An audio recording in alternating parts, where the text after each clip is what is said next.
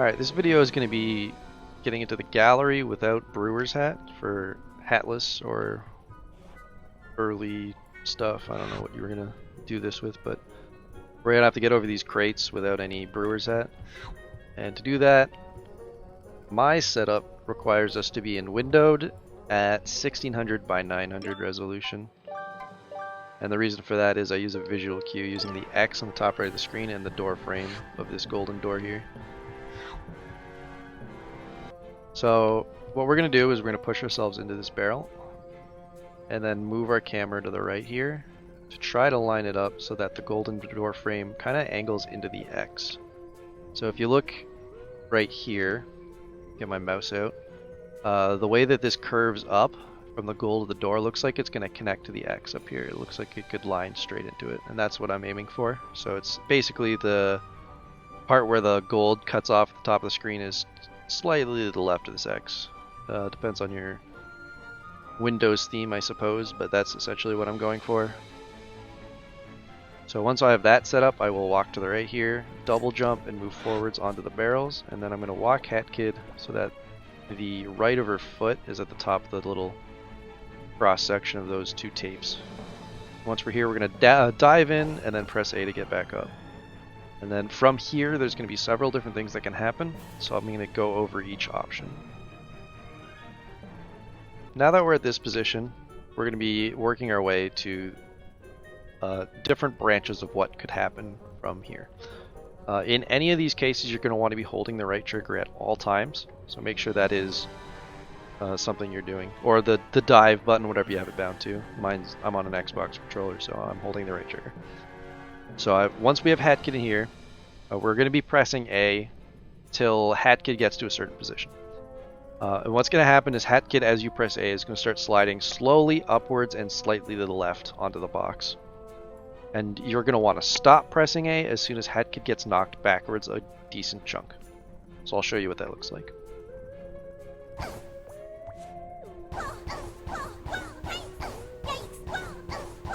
Right there. Hat Kid went far more backwards than any of the other previous A presses, so that's when you know when to stop. If you keep pressing A here, you will get stuck permanently, so do not do that. Now that you're here, there's going to be two situations that'll happen. Situation 1 is you're going to get clean through the boxes, or situation 2 is you get stuck a bit, and then we're going to fix that and then get you clean through the boxes. So we're going to start by straightening Hat Kid by pushing forwards, and we'll have a camera angle previously set by the barrel and that we haven't changed yet, so it'll always work. And from here, we're just going to start mashing A again.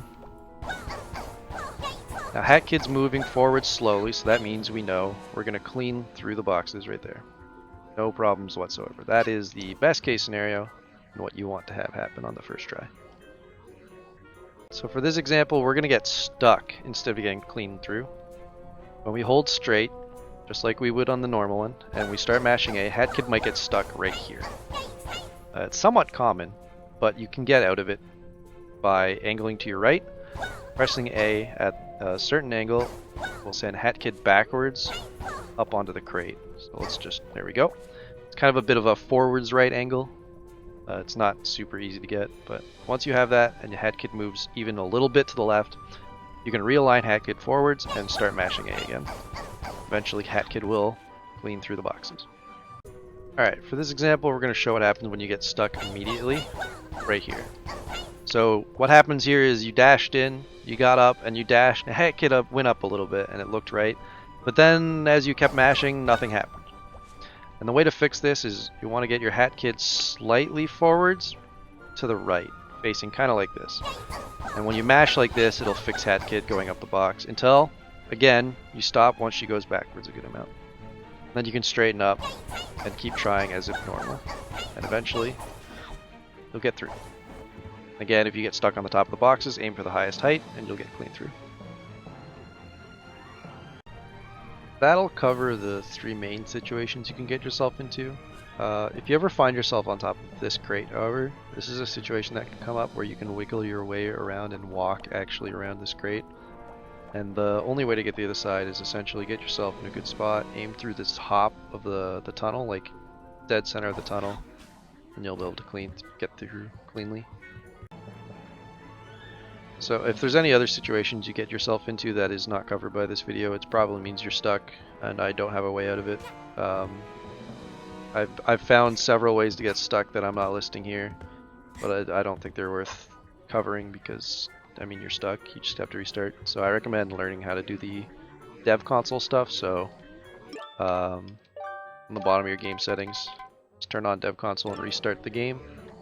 That way you can turn on enable cheats and then ghost or walk when you get stuck to get yourself into the rhythm of getting it correct.